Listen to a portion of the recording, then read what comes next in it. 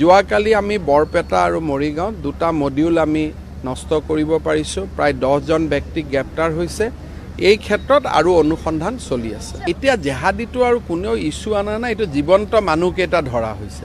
তেওঁলোকৰ ষ্টেটমেণ্ট, তেওঁলোকৰ বেংকৰ ষ্টেটমেণ্ট গোটেইবিলাক আছে। বাংলাদেশৰ পৰা টকা পোৱা গোটেইবিলাকেতো ৰেকৰ্ডেড হৈ আছে। আৰু এইটো বাংগালোৰৰ পুলিচ নেশ্যনেল ইণ্টেলিজেঞ্চ গ্ৰিডৰ পৰা অহা এইটো ব্যৱস্থা, এইটো অসম চৰকাৰৰ ব্যৱস্থা নহয়। আমাৰ যিটো টীম আছে, যিটো এতিয়া জেহাদী সংগঠন আছে, সেইটো AQIS আল কায়দাৰ এটা সংগঠনৰ এফিলেটেড বাংলাদেশৰ আন এটা আনচাৰুল কিবা বুলি এটা সংগঠন আছে। সেইটো সংগঠনৰ লগতে আমাৰ অসমৰ জেহাদী মডিউলবিলাক লিংক আপ হৈ আছে।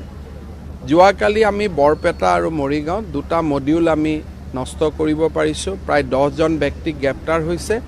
এই ক্ষেত্ৰত আৰু অনুসন্ধান চলি